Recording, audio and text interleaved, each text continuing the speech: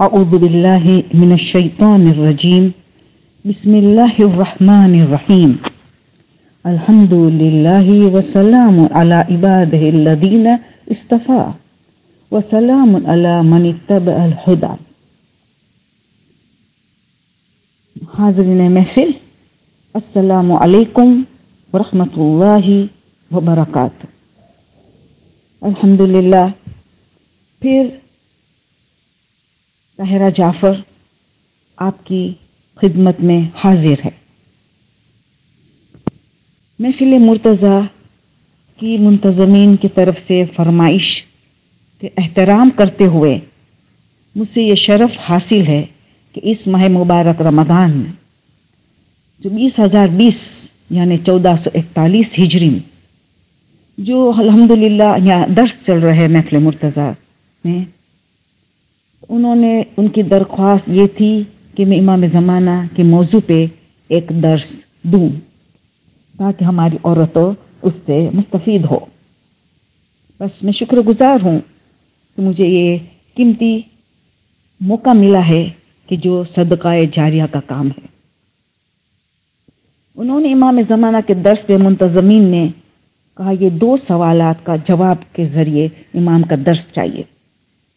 پہلا سوال یہ ہے کہ کیوں ہمارے میں سے اکثریت کو، میجورٹی کو وہ طرف نہیں ہے، وہ طرف جو ہونی چاہیے، وہ تھرس، جو پیاس امام کا پور نور چہرے کی زیارت کرنے کے لیے، امام کا ظہور کے لیے، امام کی ملاقات کے لیے جو ظہور کے بعد جو ملے گا، ان کے لیے وہ تھرس نہیں ہے، وہ پیاس نہیں ہے، وہ طرف نہیں ہے جو ہونی چاہیے۔ قلیل لوگوں کی گروپ کی بات نہیں ہو رہی، اکثریت کی بات ہو رہی ہے، کیوں نہیں ہے۔ اور دوسرا ان کا سوال یہ ہے کہ تو پھر اس کا علاج کیا ہے؟ اس طرف کو پیدا کرنے کے لیے، اس تھرس کو، اس پیاس کو پیدا کرنے کے لیے کا علاج کیا ہے، کیا ذمہ داری ہے؟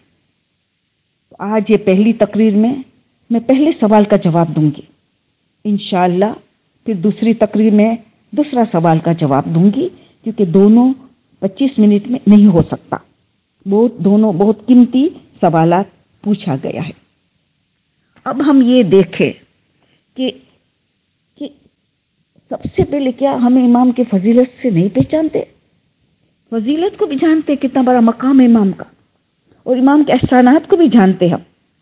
چلو ایک ہی حدیث بیان کرو، آپ کو فضیلت یاد دلاؤ۔ ایک ہی مشکل ہے کہ امام کی فضیلت میں تقاریروں پہ تقریر کیا جائے، حق ادا نہیں ہو سکتا۔ ایک حدیث یاد دلاؤ جو خود امام ظہور ہونے کے بعد جو خطبہ دینے والے، ظہور کے بعد جو خطبہ دینے والے ہیں، تو اپنی معرفت کیسے کروائیں گے؟ ایک ہی حدیث، اب خود 12ویں امام کی حدیث، اگر کوئی آدم اور شیش کو دیکھنے کا خواہش مند ہے تو دیکھ لے میں ہی آدم اور شیش ہوں۔ جو نو اور سام کو دیکھنے کا خواہش مند ہے تو دیکھ لے میں ہی نو اور سام ہوں۔ اگر جو ابراہیم اور اسماعیل کو دیکھنے کا خواہش مند ہے تو دیکھ لے میں ہی ابراہیم اور اسماعیل ہوں۔ جو حضرت موسیٰ اور یوشع کو دیکھنے کا خواہش مند ہے تو دیکھ لے میں ہی موسیٰ اور یوشع ہوں۔ اور اللہ اکبر، یہ جملہ سنو، اگر جو محمد مصطفیٰ صلی اللہ علیہ وآلہ وسلم اور علی مرتضیٰ علیہ السلام کو دیکھنا چاہے تو دیکھ لے میں ہی محمد مصطفیٰ صلی اللہ علیہ وسلم اور علی مرتضیٰ ہوں۔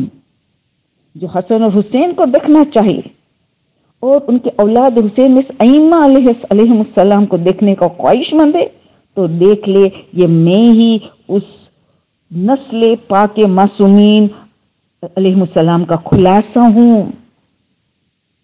یعنی ساری صفتیں، کیونکہ امام خاتم الائمہ ہے، جس طرح رسول خاتم الانبیاء ہے، ہماری امام خاتم ائمہ ہے۔ خاتم کا ایک دوسرا میننگ بھی ہے، آخری صرف نہیں ہے کہ جس میں ساری خوبیاں جمع ہو، جس طرح رسول کی ساری خوبیاں جمع، اس طرح امام زمانہ میں ساری خوبیاں، سیرت و صورت اور سب رسول کے مشابہ، نام کنیت سب رسول کی، رفتار گفتار سب رسول کی، آپ سوچے ابھی، اسی لیے بس میں ایک ہی منٹ سوچا حدیث بتاؤں، اور احسانات میں ہم غور کریں تو امام کا احسان پہلا ہمارا یہ وجود امام کی وجود کے وجہ سے ہے، ہماری یہ سانس جو چل رہا ہے امام کی وجود کی وجہ سے ہے، جو ہم رزق مال نعمت تو پاتے ہیں امام کی وجود کی وجہ سے پاتے ہیں۔ امام کے بغیر دنیا نہیں چل سکتی، اگر آج امام نہ ہوتا تو دنیا نیست و نابود ختم ہو جاتی۔ ان کی وجہ سے ہمیں ساری کئی مشکلات حل ہو رہی ہے۔ دشمنوں کی جو سازش ہے ہمیں تو بہت زیادہ مشکل آنی چاہیے، مگر یہ امام کا احسان ہے، ہمیں کتنا یاد رکھا ہے امام نے، تو فضیلت اتنی، احسانات بھی اتنا۔ امام کی 80 توقیات ہے، یہ توقیات جو ہے 80 ہے، اس میں سے صرف ایک کا میں آپ کے سامنے پیش کروں گی تو ہمیں پتہ چل امام کا کتنا احسان ہے ہمارے گردن پہ۔ مطلب امام کا، مفہوم امام کا، الفاظ میرا اور علماء کا، ساری باتیں تو علماء ہی تو ہمیں بتاتے، ان میں سے ہم آگے بڑھاتے ہیں، ہم تو ایک ذاکرہ ہے۔ تو اس میں امام کیا فرماتے، اے ہمارے ماننے والوں، کبھی یہ خیال نہ کرنا، کبھی یہ گمان نہ کرنا کہ تمہاری حالت سے ہم بے خبر ہے، ہم تو تمہاری ہر حال میں فکر میں رہتے ہیں، ہمیں تمہاری پل پل کی خبر ہے، ہر لمحے کی تمہاری خبر رکھتے ہیں، تم کس مراحل سے گزر رہے ہو، تمہاری کیا ضرورت ہے، ہم تمہاری یاد کو بھولنے والے نہیں ہیں۔ امام فرماتے ہیں کہ جس طرح ہم اللہ کو فراموش نہیں کر سکتے، قرآن کو، رسول کو فراموش نہیں کر سکتے، جس طرح ہم دین کو فراموش نہیں کر سکتے، اسی طرح بالکل ہمارے شیعہ کو فراموش نہیں کر سکتے۔ سوچی تو صحیح، امام کس کے ساتھ ہمیں ملا رہے، ہم نہیں فراموش کر سکتے۔ تمہاری یاد سے کبھی بھی ہم غافل نہیں ہے، ہر لمحہ تمہاری یاد رکھتے ہیں، تو یہ بھی ہمیں یاد رہے، ہم سلام کرتے زیارت علی یاسین میں، السلام علیکہ فی اللیل اذا یغشی، رات کے اندھیرے میں ہم سلام کرتے، کیوں؟ اگر امام سوتے بھی ہے تو امام کی آنکھ سوتی ہے مگر دل بیدار ہے، تو 24 گھنٹہ امام ہماری یاد میں رہتے ہیں، تو ہم اتنے احسان فراموش، تو امام ہم سے اتنا محبت کرے اور ہم میں وہ طرف نہیں ہے، ہاں محبت کرتے ہیں مگر وہ طرف نہیں ہے، سوال یہ ہے کہ وہ طرف کیوں نہیں ہے۔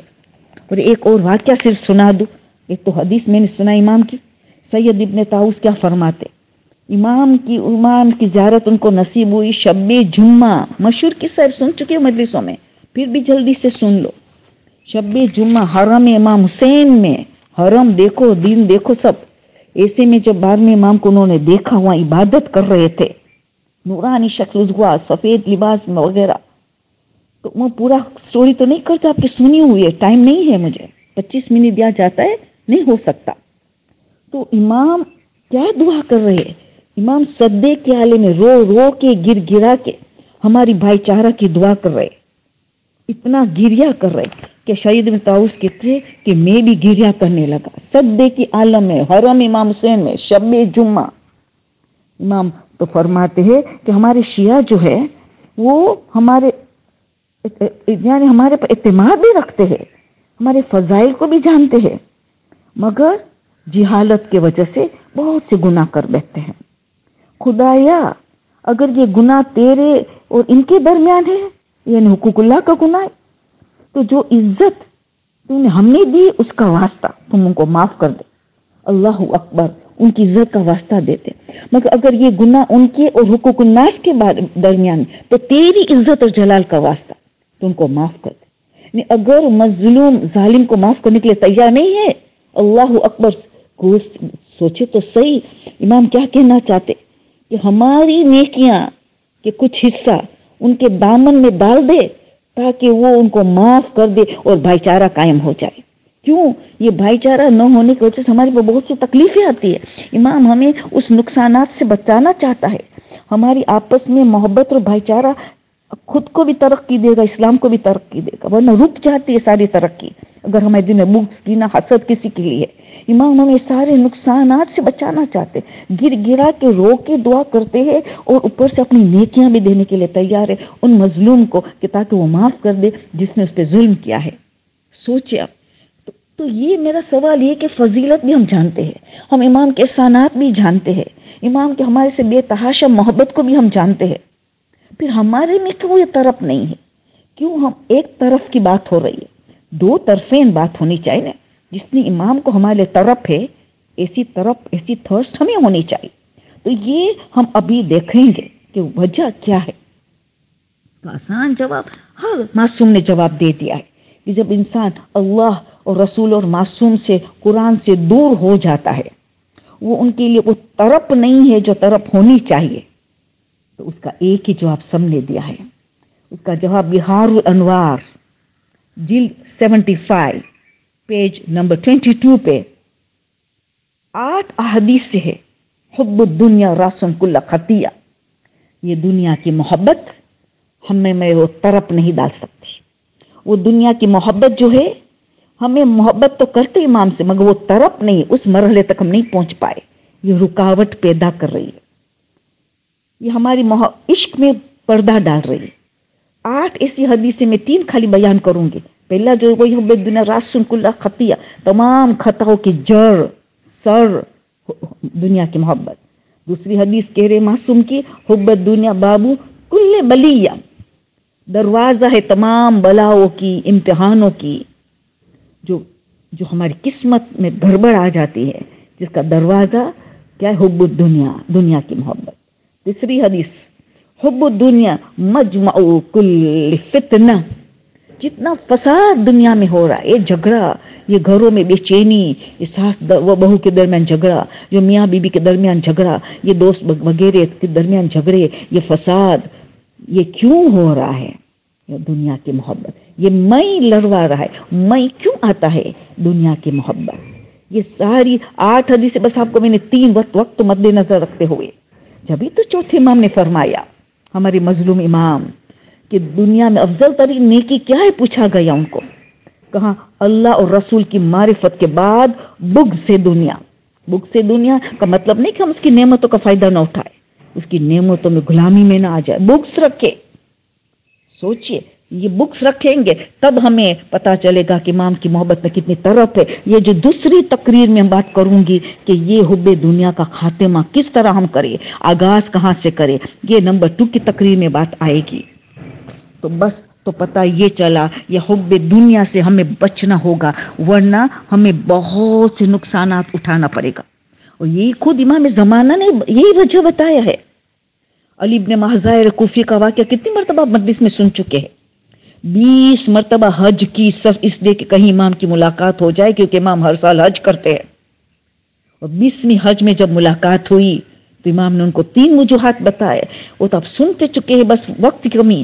پہلی وجہ بتائی، مال کی محبت، تمہارے دل میں میری محبت سے زیادہ ہے، یعنی ہم محبت کرتے امام سے، مگر مال کی، دنیا کی محبت حاوی ہے امام کی محبت پہ، زیادہ اس سے کرتے۔ خود امام نے کمپلین کیا ہے، اس کا علاج سب سے پہلے ہمیں کرنا ہوگا۔ تو ہمیں یہ دیکھا، اور توفۃ العقول زبردست کتاب ہے، حدیث معصومین کی جمع کی ہوئی علماء نے جمع کیا ہے، جس میں سے ایک حدیث بیان صرف کروں گی، 6 امام کی، مفضل ابن عمر بیان کرتے ہیں کہ امام 6 امام فرماتے ہماری غیبت میں ہمارے سے نسبت رکھنے والے لوگ 3 قسم کے ہوں گے، 3 گروہ ہوں گے۔ پہلا گروپ یہ ہوگا کہ ہمارے سے بہت محبت کرتے ہیں، ہمارے فضائل بھی جانتے ہو، پڑھتے بھی ہے، اس کا ذکر بھی کرتے ہیں، اور ہماری صفتوں کا گن بھی گاتے ہیں، مگر ہماری اطاعت کی بات آئی تو ہمارے ساتھ چھوڑ دیتے ہیں۔ اس میں اکثریت کی گروپ ہوگی، جس کو میجورٹی کی بات ہوگی۔ اطاعت کی بات آئی تو امام کو ہم نے خدا حافظ کر دیا۔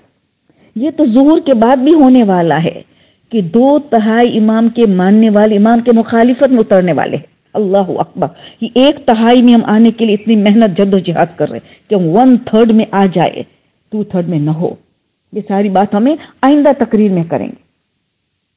سیکنڈ گروہ، یہ پہلی ساری صفت ہے، ریپیٹ نہیں کروں گی جو پہلے گروہ میں ہے، مگر ان میں اطاعت بھی ہے۔ سیکنڈ گروپ میں ہماری اطاعت بھی کرتے، اطاعت پہ کمی بھی نہیں کرتے ہیں، مگر نیت میں فتور ہے، نیت میں گڑبڑ ہے، نیت دنیا ہے، بس یہ امام کو کمپلین ہے۔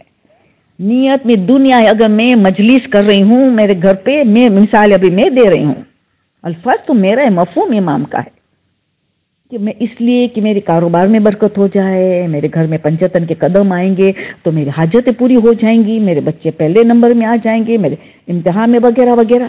یعنی دنیا ہی دنیا ہے نیت میں. دیکھا نا؟ تو یہ میں ہر کوئی کام کرتی ہوں نیت میں دنیا ہے. تو سب کچھ امام کرے، ہم امام کے لیے کیا کرے؟ بس اس لیے ہم سب عمل کرے کہ امام ہماری حاجتیں پوری کرے، ہمیں مشکل سے آزاد کرے. وہ تو امام کریں گے، مگر نیت کو تو بلند ہو کہ امام کی خوشنودی حاصل کرنے کے لیے ہم کر رہے ہیں، امام سے قریب ہونے کے لیے ہم کر رہے ہیں، امام کی رضا حاصل کرنے کے لیے. اس کے ساتھ ساتھ اللہ کی رضا، امام کی رضا مل گئی تو اللہ کی رضا ملی، اللہ کی رضا مل گئی تو امام کی رضا ملی. ایک ہی بات ہے. پھر کا تیسرا گروہ وہ بہت مختصر کا گروہ ہوگا، انہم منی ونحن منہم.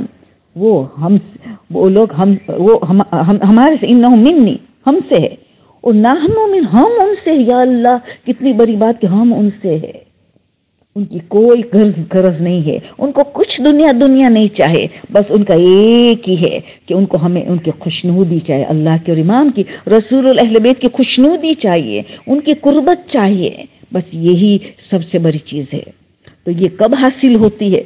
تو انسان جو حب دنیا کا خاتمہ کرے، ان کی دل میں، اللہ نے تو کہہ دیا قلب مومن حرم اللہ کا حرم ہے مومن کا قلب، اللہ وہاں رہتا ہے. اور ہمیں دنیا کی محبت ڈال دی ہے. ہاں دنیا سے دور نہیں رہنا ہے، نعمتوں کا استعمال کرنا ہے، اس کی غلامی میں نہیں آنا ہے. امام کی محبت حاوی ہو جائے اس دنیا کی محبت، جو ہم دوسری تقریب میں بات کریں گے. تو اب ہم نے یہ دیکھا. تو اب بس میں آپ کو 2 ایسے قصے سنا کے اب میں تقریر کا اختتام کروں گی. یہ آپ کو صرف سمجھ میں آئے کہ کیسے دنیا کی محبت کیسے وقت میں انسان کو تنگ کرتی، جو آپ نے مجلسوں میں سن چکے ہیں. مگر پھر بھی میں دوبارہ کہوں گی کہ کیونکہ ماہ رمضان کا مہینہ ہے، ان سارے قصے کو، حدیثوں کو، قرآن کی آیتوں کو ہم یاد کریں، غور و فکر کریں اور اپنی زندگی کو بدل دیں. یہ زندگی کو بدلنے کی مہینہ ہے، ہماری تربیت کا مہینہ ہے کہ اتنا ہم روحانی پیٹرول جمع کریں کہ 11 مہینہ یہ چلتا رہے، ٹنکی ختم نہ ہو کہ دوسرا ماہ رمضان آ جائے. اتنی محنت کرنے اس ماہ مبارک میں. تو یہ خالی العجل العجل کہنا کیا کافی ہے؟ ہر درود کے ساتھ اجل فرجہم کہنا یا کافی ہے؟ دعا کا مطلب ہے کردار سازی، دعا کا مطلب ہے اس پہ عمل پیرا ہونا ہے. تو آپ کو وہ دکاندار کا قصہ یاد دلاؤ. وہ دکاندار تھا جو سب ایسی چیزیں بیچتا تھا، کافور، سدر، عطر وغیرہ، ان ساری چیزوں کی دکان رکھتا تھا. ایک دن وہ دیکھا کہ 2 لوگ آئے ان کی دکان پہ اور کہا کہ ہمیں سدر اور کافور چاہیے. مگر اس کو اتنا غور سے دیکھنے لگا کہ لباس بالکل الگ، بالکل ایسے لوگ ہمارے شہر میں تو نہیں ہے. تو انہوں نے پہلے پوچھا تم کون ہو، کہاں سے آ رہے ہو؟ مگر یہ لوگ جواب نہیں دینا چاہتے کہ تم نے سدر اور کافور دو، بس پلیز یہ تو ہمیں دے دو. وہ اصرار کرتے رہے. نہیں، وہ اصرار کرتا رہے کہ نہیں تم تعارف کروائے تو پھر میں تمہیں دے دوں سدر اور کافور.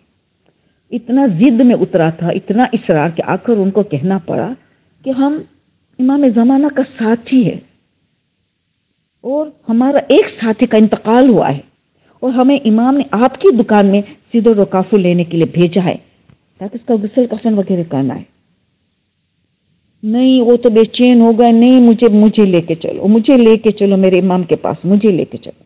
انہوں نے کہا نہیں، ہمیں اجازت نہیں، ہم تمہیں نہیں لے جا سکتے. کہ اچھا بس آپ مجھے لے چلو. وہ امام کی اجازت دینا، امام منع کر دے تو پھر مجھے واپس کر دینا، اجازت دے تو ملانا، مگر مجھے لے چلو. اس کا اتنا اصرار تھا، آخر وہ پھر سدر اور کافور دیا، پھر دکان بند کر کے چلا. چلتے چلتے پانی نظر آیا، پانی سے پہ چلنے کا تھا، نہر جیسا. تو اب یہ دونوں تو چلنے لگے. تو اس نے پکار، ارے میں کیسے چل سکتا ہوں، میں نہیں چل سکتا ہوں اس پانی پہ. کہا تو بسم اللہ الرحمن الرحیم پڑھ کے اللہ کو واسطہ دے، امام زمانہ کا، کہ تیری آخری حجت کا واسطہ، خدا مجھے اس میں مجھے مدد کر کے میں اس پانی میں چل سکوں. اس نے یہ کیا اور چلنا شروع کر دیا. آدھے درمیان میں پانی میں پہنچا تھا کہ وہ گرنے لگا اور ڈوبنے لگا، ہاتھ پیر مارنے لگا. یہ اچانک کیسے ہوا؟ کیونکہ اسی وقت اس نے بادل دیکھا، سیاہ بادل نظر آئے. تو اس نے اپنی دکان کی چھت پہ، کیونکہ صابن بھی بیچتا تھا، صابن خود بناتا تھا، چھت پہ صابن سکھانے کے لیے رکھا تھا. تو جیسے سیاہ بادل دیکھا، بارش برسنے شروع ہوئی، اس کے کپڑے تھوڑے بھگ گئے، تو اس کو خیال آیا صابن تو خراب ہو جائے گا بارش سے، سکھ تو در گنا رکھا. بس یہ خیال آیا، وہ پانی میں ڈوبنے لگا، ہاتھ پیر مارنے لگا. ان لوگ کہا تو وہ لوگ واپس پلٹے، کہ تو کیا خیال کر رہا تھا، تجھے پتا ہے تو کہاں جا رہے ہو؟ یعنی گویا یہ اتنے اعلی درجے ساتھی تھے، اتنا ہی کافی تھا ان کو بتانے کے لیے کہ تو اتنی عظیم شخصیت کی ملاقات کے لیے تجھے جانا ہے، تو تجھے کیا خیال ہے اس وقت؟ دنیا کا خیال ہے، دنیا کا مال کا خیال ہے؟ یعنی ان لوگوں کی کہا نہیں، مگر یہ کہا تو بجائے تو کہاں جا رہے ہو، کیا خیال کرے، بس اتنا کہا کہ اب میں کیا کروں، دوبارہ پوری بسم اللہ پڑھو، یہی واسطہ دے اللہ کو آخری حجت کا. اس نے کیا پھر چلنے لگا، چلتے چلتے پھر کنارہ نظر آ گیا. کنارے پہ لوگ اترے تو خیمہ نظر آیا، جہاں سے سب قسم کا نور نکل رہا تھا، اور سمجھ گئے اس میں امام ہے، سمجھ گیا. اس کو باہر ٹھہرایا گیا، دونوں اندر گئے، مگر مجھے آواز سنائی میں سن رہا تھا. یہ مومن بہت اصرار کیا، تو ہم اس کو لے کے وہ امام کو کہہ رہے، بہت اصرار کیا، تو کہا آپ اس کی ملاقات کر سکتے، باہر ٹھہرا ہے. امام نے کیا ہوا، رجل صابونی، یہ تو صابن کا رجل ہے، وہ میرے سے کیسے ملاقات کر سکتا ہے؟ یہ دنیاوی کی چیزوں میں جو اس کا ملوث ہو، وہ امام کہتے میرے لیے کوئی کسی کام کا نہیں ہوگا، یہ اس کو زیارت نہیں کروائے، اس کو واپس پلٹا دیا. دیکھا ہماری زندگی گزرتی جا رہی ہے، وہ اتنا تیز رفتار سے گزرتی جا رہی، مگر دنیا ہمارے ہاتھ سے نہیں چھوٹتی. یہ کھانا پینا کی محبت، نمازوں میں بھی کھانے پینا کا یاد آتا ہے کہ آج افطاری میں کیا کھانے والے ہیں، کیا پکائیں گے، کیا لباس پہنیں گے، کل ولادت ہے کیا، اس میں بھی دنیا، نماز کے اندر بھی دنیا نہیں چھوٹتی، تو عمل میں کیسے چھوٹنے والی ہے؟ تو ہمیں بیدار رہنا ہے. اور دوسرا واقعہ پیش کر کے میری تقریر کا اختتام کروں گی میں. شہید دستگیر شیرازی، اتنا عظیم مرجع، یہ قصہ سنا رہے. وہ کہتے ایک زمانہ میں سوال کیا گیا، یہ سب طالب علم کا زمانہ تھا، ایت اللہ خوئی کا بھی طالب علم کا زمانہ تھا، بار بار ایک ہی سوال آتا تھا، لوگوں سوال پوچھتے تھے کہ نجف یا قوم یا مشہد و کربلا وغیرہ اتنے بڑے بڑے آیت اللہ ہے، کیا 313 نہیں جمع ہو سکتے اتنے میں؟ امام کو تو صرف 313 چاہے. تو یہ سب کا ایک ہی سوال تھا، تو یہ اجتماعی سوال تھا، یہ اجتماعی پریشانی تھی. تو اجتماعی پریشانی کے لیے ایک عمل کیا جاتا ہے. عمل کیا ہے؟ 3 دن مسلسل روزہ رکھنا ہے، اور روزہ بھی افطاری اور سحری کیسی؟ فاقے جیسی، کھجور اور پانی، بس گرم پانی اور کھجور کے ساتھ، بس افطاری بھی سحری بھی. اور 3 دن روزے کا ایسا گزر جائے تو چوتھے دن پوری رات شب داری کرنا ہے، استغاثہ کرنا ہے، اس کے کچھ اعمال بتایا گیا، ایک لمحے کے لیے بھی جھوکا تک بھی نہ آنا چاہیے. تو پورے نجف میں تلاش کیا کون ایسا ہے. ایک آدمی مشہور تھا، ہر رات شب داری کرنے والا، متقی پرہیزگار تھا، مشہور تھا، عالم میں سے نہیں تھا، یعنی آیت اللہ میں سے نہیں تھا علم کے حساب سے، مگر تقویٰ کی بلند ترین منزل پہ تھا. یہ سب کی متفق گواہی تھی. ان کو چنا گیا. وہ خود تو منع کیا کہ آپ جو سمجھتے میں نہیں ہوں، کوئی ایسا قبول نہیں کر سکتا، یا آپ کا نظریہ جو ہے، مگر میں اپنی ذات کو جانتا ہوں، بالکل میں نہیں ہوں جو آپ نے مجھے سمجھ، نہیں میں نہیں کر سکتا ہوں، یہ عمل تو کر سکتا ہوں، مگر آپ مجھے جو سمجھ رہے وہ میں نہیں ہوں. بہت صاف ستھرا انکار کیا، مگر اس پہ اصرار اتنی بڑھ گئی. آپ کو تو نہیں سمجھتا، مگر ہم سمجھتے ہیں نا، تم یہ کام کر دو. بس اس نے قبول کیا، 3 روزہ رکھا، وہی فقر و فاقہ والی افطاری سحری کی. چوتھے دن پوری رات جاگنے کا وقت آیا تو بار بار اپنے کو چوکنا کرتا تھا، تو آدمی ہو خبردار، ایک لمحے کے لیے بھی نیند نہیں آنی چاہیے، جھوکا نہیں آنا چاہیے، آج تو جواب آئے گا امام کی طرف سے، آج امام کی ملاقات نصیب ہوگی. اس کے باوجود نیند نے گھلبا لیا. دیکھو نیند نے گھلبا لیا. اب خواب دیا، اور خواب کے ذریعے جواب ملا. امام نے جواب دیا 313 کے بارے میں، مگر ڈائریکٹ نہیں آئے، خواب کے ذریعے جو آپ مجلس میں سن چکے ہوں، مگر اب یاد دلانا کے لیے. تو اب اس نے کیا دیکھا خواب میں؟ وہ ایک کشتی پہ سوار ہے، سمندر کو پار کر رہا ہے. جب پار کر کے جزیرہ نظر آیا، جزیرہ پہ اترا تو عجیب حالت، لوگ جمع ہو گئے تھے، ان کو گلے لگایا، ان کو پھولوں کو ہار پہنایا، مبارکباد دے رہے تھے. یہ خواب میں دیکھ رہا ہے. وہ حیران ہو رہا ہے، یہ کیا ہو رہا ہے؟ کہاں ان لوگوں نے پھر بتایا کہ ہمارا بادشاہ کا انتقال ہوا ہے، اور یہ رواج ہے کہ ہمیشہ بادشاہ کا بیٹا پھر جگہ لیتا ہے بادشاہ حکومت کی، مگر اس دفعہ جو بادشاہ مرا ہے ان کے پاس بیٹا نہیں بیٹی ہے، ایک ہی لوتی بیٹی ہے، تو ہمارے میں عورت حکومت نہیں کر سکتی۔ تو سب کا متفقہ یہ ڈیسیشن ہوا کہ یہاں والے کو شہر والے کو تو چوز کریں گے تو جھگڑا ہو جائے گا، ہر کوئی چاہے گا کہ میں اس سے شادی کروں اور داماد بنوں اور میں حکومت کروں۔ تو یہ سب نے یہ سوچا کہ بس جو پہلا مسافر اس شہر میں داخل ہوگا، اس جزیرے میں داخل ہوگا، وہ اس سے شادی کرے گا بادشاہ کی بیٹی سے اور وہ حکومت کرے گا، وہ بادشاہ بنے گا۔ تو بس آپ ہمارے بادشاہ۔ اور ان کو نکاح بھی ہو گیا، رخصتی بھی ہو گئی، پہلی رات اب کمرے میں جاتا ہے تو ایسی خوبصورت عورت نے تو کبھی دیکھا بھی نہیں تھا، حوری انسان کی حوری تھی انسان کی صورت میں اتنی، ابھی تو ان کو دیکھ رہا ہے، ان کی زیارت کرے، اور دروازہ کھٹکھٹایا، دستک ہوئی تو ایک آواز آئی، کون ہے؟ اس نے پوچھا، کہا امام زمانہ کا ظہور ہو چکا ہے، امام تمہیں بلا رہے۔ ہاں ابھی آ رہا ہوں۔ اللہ اکبر، ابھی تو دلہن کو دیکھنے میں مشغول تھا، دلچسپی لے رہا تھا، بات شروع کرنے والا تھا کہ ابھی دروازہ پھر کھٹکھٹایا، کہا امام تمہاری انتظار کرتے، چلو جلدی چلو۔ اس نے ابھی آ رہا ہوں، ابھی 2 منٹ میں آ رہا ہوں۔ بس ابھی تو دلہنے کو چھوڑنے کا دل نہیں ہو رہا تھا، بس دلہن کے پیچھے پڑا ہوا تھا۔ تو تیسری مرتبہ دستک ہوئی، بلایا جا رہا، امام انتظار کر رہے تیری۔ تو تھرڈ ٹائم ایک خیال مجھے آ گیا کہ امام کو آنا تھا تو اس وقت میں آنا تھا، کیا تھوڑی دیر امام ٹھہر نہیں سکتے تھے مجھے بلانے کے لیے؟ اور آنکھ کھل گئی، اللہ اکبر، آنکھ کھل گئی۔ امام مگر جواب دے دیا۔ صبح سب نے ان کو ملے، بولے کیا ہوا؟ کہا امام نے جواب تو دے دیا، امام نے جواب تو دے دیا، مگر ہائے امام کی ملاقات بہت افسوس ہوا، یا کہ پتا چلا کہ دنیا کا وسوسہ ذرا بھی نہ ہو، نہ مال کا، نہ عورتوں کا، نہ دنیا کی دلچسپی نہ ہو، ذرا بھی نہ ہو، تب وہ 313 والا میں ہوگا۔ تو 313 میں تو ہوگا، اور اس کے مطلب نہیں کہ یہ لوگ کچھ نہیں ہے، 10,000 بھی ہو سکتے ہیں بعد میں، جو 10,000 آئیں گے، جو ہم دوسری تقریر میں بات کریں گے، یہاں ذمہ داری حب دنیا سے کیسے بچ سکے۔ تو اس کا مطلب نہیں کہ یہ سب آیت اللہ کچھ نہیں ہے، نہیں، ان کا بھی بہت بڑا مقام ہے، مگر جو معیار 313 کا ہے وہ بہت بلند ہے، سلمان جیسا، کربلا والے کا لشکر جیسا، کہ ایک لمحے کے بھی لیے دنیا کا وسوسہ نہ ہے، نہ عورت کا، نہ دنیا کا مال کا، نہ دنیا کی چیزوں کا وسوسہ ذرا بھی نہ، ذرا بھی محبت نہ ہو، امام کی محبت میں تڑپ رہا ہو، دلچسپی ہو حد سے زیادہ، یہ حقیقت میں ہے۔ تو کم سے کم جواب تو مل گیا، بھلے امام کی ملاقات نہ ہوئی۔ بس سامعین، بس آخری ایک حدیث امام علی کے بیان کر کے میں اختتام پہ لاتی ہوں میرا آج کا لیکچر۔ آپ سب جوان اور جمع ہوئے ہیں نا، بس ایک ہی حدیث امام علی فرماتے ہیں کہ تمہیں 5 چیزوں میں نشہ ہے، اور تمہیں خبردار کرتا ہوں بہت احتیاط سے زندگی گزارنا، نہیں تو بہت پچھتانا پڑے گا۔ 5 چیزوں میں نشہ ہے۔ پہلی چیز جوانی، یاد رکھنا، انسان جب جوان ہوتا ہے تو اس کو موت یاد نہیں آتا، سمجھتا ہے میں سب کچھ ہوں۔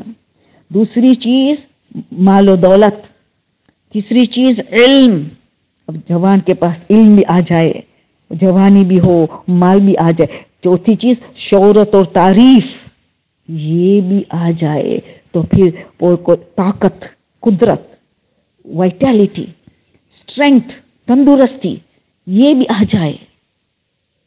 تو 5 چیزیں اگر جمع ہو جائے، جوانی میں ہو، اور اللہ نے مال و دولت بھی دیا ہو، یا خوبصورتی نے تعریف بھی دیا ہو، اگر اللہ نے علم دیا، دنیاوی ڈگری دیا ہو، کوئی ڈاکٹر بن رہا ہے، کوئی ڈینٹسٹ بن رہا ہے، یہ ساری علم بھی ہو، ڈگریز بھی ہو، اور تعریف بھی ہو رہی ہو، قدرت، طاقت، تندرستی، سب کچھ ہو، تو انسان پھر بھول جاتا ہے کہ کل ضعیفی آ سکتی ہے، کل بیماری بھی آ سکتی ہے، کل میں پیرالائز بھی ہو سکتا ہوں، کل یہ کورونا وائرس یہ مجھے ختم بھی کر سکتا ہے، مجھے معذور بھی کر سکتا ہے، کل کا مجھے کیا پتا۔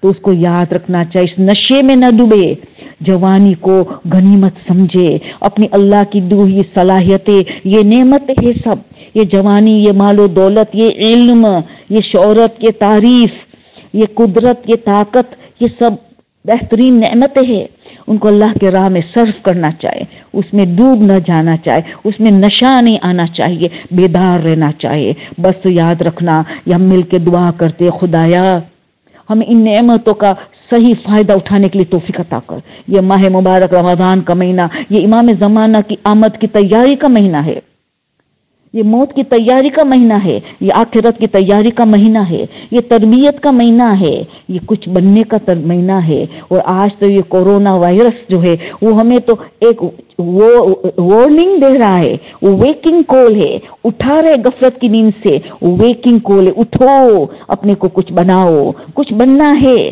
یہ اور ہمیں اور ہدایت مل رہی ہے، ہم ہر گھر امام بارگاہ بن گیا ہے، ہر گھر مسجد بن چکی ہے، تاکہ تم اس دفعہ زیادہ سے زیادہ اپنے میں تبدیلی لاؤ۔ یہ آخری رمضان اپنے کو سمجھ کے، جتنے ماہ رمضان میں ہمیں گڑبڑ کی ہے، اس رمضان میں ہم ازالہ کر کے ایک نیا انسان، ایک بہترین انسان بن کے امام زمانہ کے لبیک یا مہدی، لبیک یا مہدی، لبیک یا مہدی دل سے کہنے کے لیے تیار ہو جائے۔ بس ہم مل کے دعا کرتے، خدایا بس ہمیں یہ توفیق عنایت کر، ہمیں تیری مدد کر، تجھے واسطہ دیتے امام زمانہ کا، تجھے واسطہ دیتے تیری کنیز خاص شہزادی فاطمہ زہرا علیہ السلام کا۔ ہمیں اس مہینے میں تربیت کرنے کی توفیق عطا کر، ہمیں ایسا بنے جیسے امام زمانہ ہم نے چاہتے ہیں، امام کی رضا حاصل کرے، حب دنیا سے ہمارا دل کو ختم کر دے، اور امام کے زمانہ کی محبت کو اس پہ دل میں حاوی کر دے۔ اللہ تیری محبت حاوی ہو جائے، مگر تیری مدد کے سوا ہمیں کون مدد کرے گا؟ رسول اور اہل بیت کا واسطہ لے کے تو ویسے دعا کرتے، خدایا ہماری اس دعا کو تو سن لے۔ آمین ثم آمین۔ سبحان ربک رب العزت عما یصفون وسلام علی المرسلین والحمد للہ رب العالمین۔ اللهم صل على محمد وآل محمد وعجل فرجهم وأهلك عدوهم من الجن والإنس من الأولين والآخرين۔